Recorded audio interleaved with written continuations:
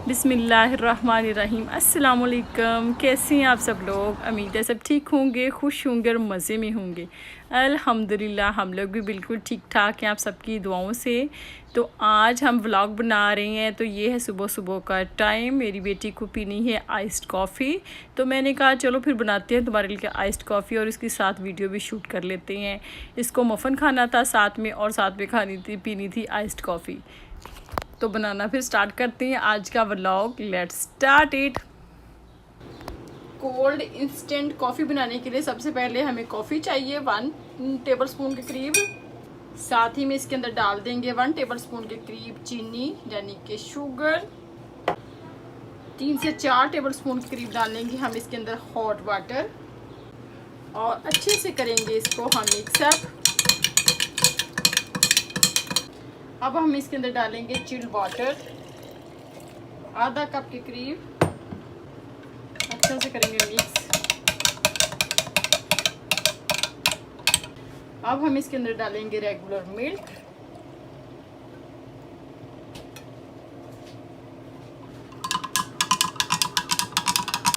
अब हम इसके अंदर डालेंगे आइस क्यूब्स।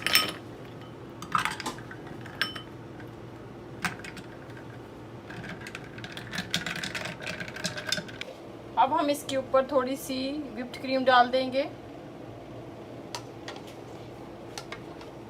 ऑलमोस्ट 2 टेबलस्पून के करीब। तो लीजिए हमारी चिल्ड और यमी टेस्टी रिफ्रेशिंग सी आइस्ड कॉफ़ी रेडी है। और हीरा को, मेरी बेटी को ये बहुत पसंद है, तो मैंने कहा तुम करो एंजॉय और उतनी देर में मैं कर लेती हूँ वीकली चूल्हों की सफाई। आमतौर पर मैं डेली जो है वो इनकी जो एल्युमिनियम फाइल है वो चेंज करती हूँ, लेकिन वीक में एक दफ़ा मैं इसकी डीपली सफाई करती हूँ। तो इसलिए मैंने सोचा कि आज आप लोगों के साथ भी शेयर करती हूँ कि कैसे मैं इसकी डीपली सफाई करती हूँ। तो सबसे पहले मैंने इसके जो स्टैंड है वो ऊपर से उतार दिए हैं, एल्युमिनियम फाइल ऊपर से उतार दिया। देखने में वैसे ये बहुत ज़्यादा गंदे नहीं लग रहे, लेकिन ये कि एक दिन मैंने महसूस किया होता है कि इसकी मैंने वीक में एक दफ़ा डीपली सफाई ज़रूर करनी है। आज भी रोज़ मामूल की तरह बेइंतहा गर्मी थी, लेकिन काम है ना, फिर वो तो करना ही है। तो बच्चों का दिल था कि आज हम लाइब्रेरी जाएंगे। मैंने कहा चलो ठीक है, आप उतनी देर अपनी बुक्स रीड करो और कलेक्ट करो जो आपने वापस से लाइब्रेरी में डालनी है। तो इतनी देर में मैं थोड़े बहुत घर के काम कर लेती हूँ। तो ये देखिए मैंने इसके लिए स्प्रे का इस्तेमाल किया है, तो इसके ऊपर थोड़ी बहुत मैं स्प्रे लगाऊँगी उसको, और उसके बाद इसको मैं 5 मिनट के लिए छोड़ दूँगी कि स्प्रे वो अच्छा सा अपना काम करे। तो इस तरह बच्चे जो थे वो अपना मसरूफ़ हो गए थे, अपना करने बुक्स रेडी भी करने और पढ़ने भी जो उनको वापस करनी थी। तो उतनी देर में मैं अपना चूल्हा साफ़ करने में लगी हुई थी। जो स्टैंड मैंने ऊपर से चूल्हे के उठाए थे उसको भी मैंने जस्ट वॉश किया था। सिर्फ वो डिशू लिक्विड वाला जिससे हम बर्तन धोते हैं स्पंज के साथ हल्का हल्का सा मैंने उसको रब किया था, और वो बहुत ही अच्छे से साफ़ हो गए थे। क्योंकि इसको अगर वीकली अच्छे से साफ़ किया जाए तो बहुत ज़्यादा ग्रीस और बहुत ज़्यादा चिकनाई इसके ऊपर नहीं जमती। तो लिहाजा मैंने ऐसे ही इसको हल्का हल्का सा रब करके इसको जस्ट वॉश कर लिया था।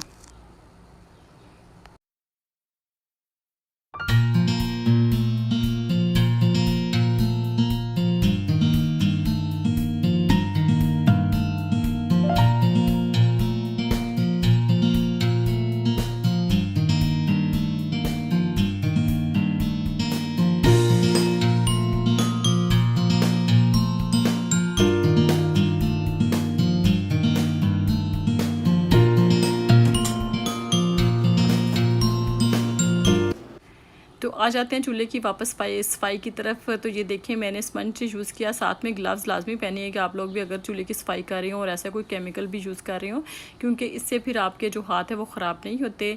अक्सर लोगों को तो एलर्जी हो जाती है यार इस तरह के केमिकल से, तो लाजमी ग्लव्स पहनिएगा। फिर मैंने ऐसे स्पंज लिया और उसको हल्का सा मैंने वही सोप लगाया था बर्तनों वाला और उसके रब करना स्टार्ट कर दिया। देखिए कितनी अच्छे से ये क्लीन हो रहे हैं, साफ़ हो रहे हैं।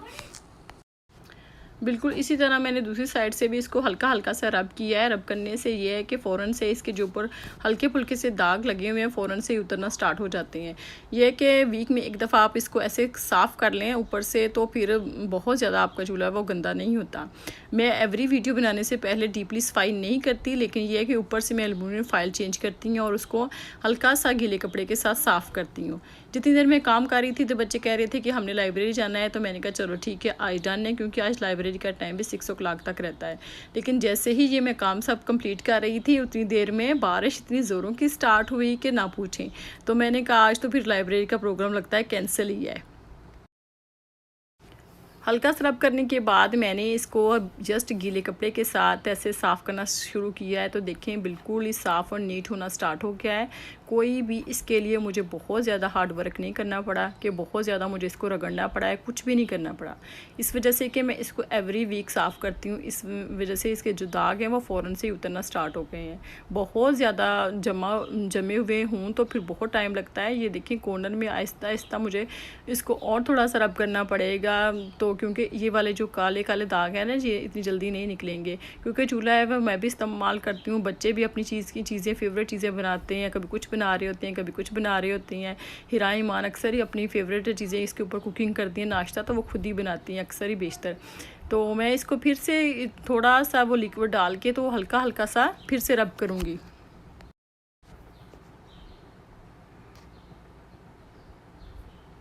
یہ دیکھیں بالکل میں نے تھوڑا سا اس کے اوپر اور تھوڑا سا لیکوڈ ڈالا ہے, اور یہ جو جس کے ساتھ ہم عام طور پر اپنے برتنوں کو اچھی سے مانجتے ہیں اس کے ساتھ میں نے کہا ہلکا سا رب کیا ہے, کیونکہ اگر زیادہ رب کروں گی نا تو پھر اس کے اوپر نشان پڑ جائیں گے. تو میں نے بس ہلکا ہلکا سا ان کو رب کیا ہے. تو تھوڑی دیر بعد دیکھیے گا کہ جو میں نے اس کے اوپر وہ کیمیکل لگایا نا اس کی وجہ سے یہ بالکل صاف ہو جائے گا.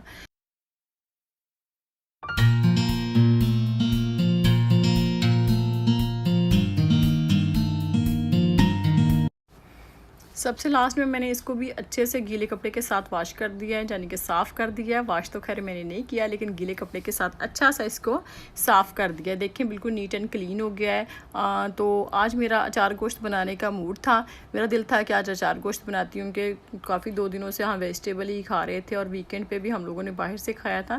تو اچار گوشت بھی میرے بچے بہت شوق سے کھا لیتے ہیں. یہ دیکھیں میرے چولہے کی فائنل لک کیسے نیٹ اینڈ کلین ہو گیا ہے, بالکل صاف ستھرا ہو گیا ہے. یہ اوپر سے جو بلیک تھوڑے سے ہیں یہ برننگ کے داغ ہیں, یہ جو روزمرہ استعمال کرتے ہیں ہم لوگ تو اس کے ہیں. یہ نیکسٹ ٹائم ہم اس کو اچھے سے پھر واش کریں گے, یعنی کہ صاف کریں گے تو بالکل نیو ہو جائیں گے. کیونکہ چولہا کافی پرانا ہے نا تو یہ آہستہ آہستہ نکلیں گے, ایک دم سے نہیں نکلیں گے. اس کے اوپر اب روزمرہ کی طرح میں الومینیم فائل ڈال دیتی ہوں, کیونکہ پھر الومینیم فائل ڈالنے سے یہ ہوتا ہے کہ آپ کو روز اس کی ڈیپلی صفائی نہیں کرنی پڑتی. جسٹ آپ نے الومینیم فائل روز کے روز اتار کے پھینک دینی ہوتی ہے, یعنی کہ گاربیج کر دینی ہوتی ہے, اور نیو الومینیم فائل اس کے اوپر ڈال دینی ہوتی ہے. اس طرح آپ کے جو نیچے چولہے کی تہ ہے نا بالکل صاف ستھری رہتی ہے, اس کے اوپر کوئی بھی چیز نہیں لگتی.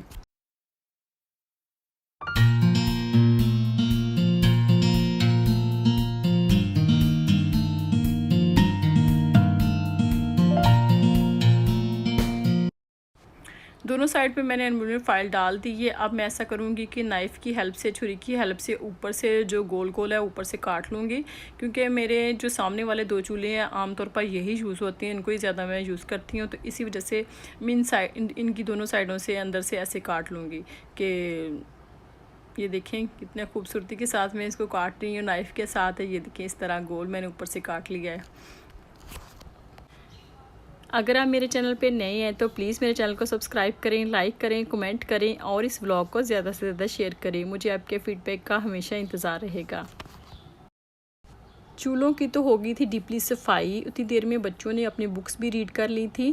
تو عروہ جو تھی وہ ڈرائنگ بنا رہی تھی. میں نے کہا لاؤ دکھاؤ کیا بنایا ہے, تو اس نے پھر میرے ساتھ یہ والی ڈرائنگ شیئر کی. میں نے پھر اس کی پکچر بنائی آپ لوگوں کے ساتھ شیئر کرنے کے لیے. دیکھیں کتنی خوبصورت اور پیاری ڈرائنگ بنائی ہے.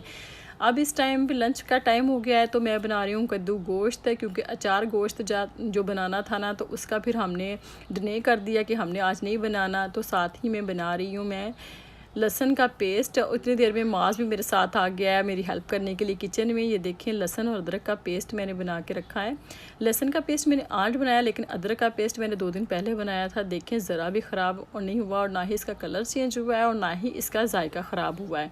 ایسے ہی کیونکہ میرے پاس سے پہلے موجود تھا اس وجہ سے میں اس کو استعمال نہیں کر پڑی, لیکن میں آپ کو صرف دکھا رہی ہوں کہ دیکھیں کس طرح میں نے لہسن ادرک کا پیسٹ بنایا. اگر آپ چاہتے ہیں کہ میں اس کی ریسپی آپ لوگوں کے ساتھ شیئر کروں تو آپ ضرور مجھے کمنٹ باکس میں بتائیے گا. اس طرح کرنے سے بالکل بھی ان کا کلر چینج نہیں ہوتا. یہ دیکھیں کدو گوشت اب میں نے اس کا پریشر کھول دیا ہے. تو جیسے اس کا پانی ڈرائی ہوگا تو میں کدو ڈال کے اور باقی چیزیں آئل ڈال کے اچھے سے اس کو بھون لوں گی۔ یہ دیکھیں اس کی فائنل لک ہے، اور اس میں سے بچوں نے کھا بھی لیا تھا کیونکہ ساتھ ساتھ گرم گرم روٹیاں بن رہی تھیں اور ساتھ ساتھ تازہ تازہ کدو گوشت کا سالن تھا، تو بچوں نے بہت انجوائے کیا۔ اس کے بعد ہم لوگ ایسا تھا کہ بارش تو ہو رہی تھی تو باہر جانے کا کوئی موڈ نہیں تھا، پھر میں نے کہا چلو ایسا کرتے ہیں، ویسا کہ تھوڑا سا فن کے لیے بچوں کے ساتھ مل کے میں نے کہا چلو اپنا فیوریٹ ڈرامہ دیکھ لیتے ہیں، کیونکہ ٹائم بھی تو ہم نے پاس کرنا تھا نا۔ تو اس کے بعد پھر ہم نے عصر کی نماز پڑھی اور اس کے بعد ہم لوگ چلے گئے پارک، کیونکہ اس ٹائم تک بارش ختم ہو چکی تھی اور ویدر کافی اچھا اور پلیزنٹ سا ہو چکا تھا۔ ماس کو بھی تھوڑا سا فن چاہیے تھا اور باقی بچوں کو بھی تھوڑا سا ریلیکسیشن چاہیے تھی، کیونکہ بچے گھر میں بیٹھے بیٹھے بہت بور ہو جاتے ہیں، ان کو چاہیے ہوتا ہے ایوری ڈے کہیں نہ کہیں چلیں۔ ماس نے اپنی بائسیکل بھی ساتھ لیا اور تینوں بہنوں نے آ کے سوئنگ کے اوپر قبضہ جما لیا، تینوں ایک ساتھ ہی اتنی پیاری اور لگ رہی تھیں ماشاء اللہ سے، اور سوئنگز لے رہی تھیں تینوں بہنیں۔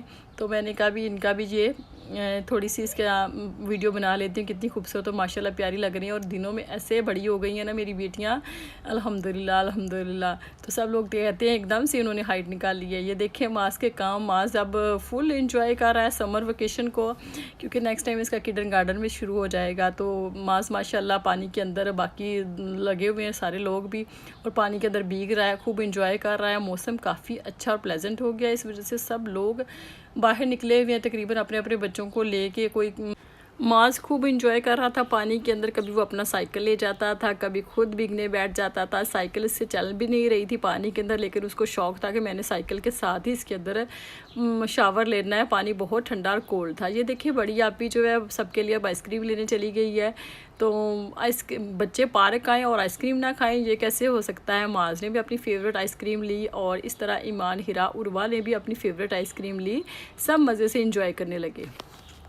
اب ہو گئی تھی شام، لیکن بچے تھے کہ گھر جانے کا نام ہی نہیں لے رہے تھے۔ ماس ماما 5 منٹ 10 منٹ کرتے کرتے شام ہو گئی۔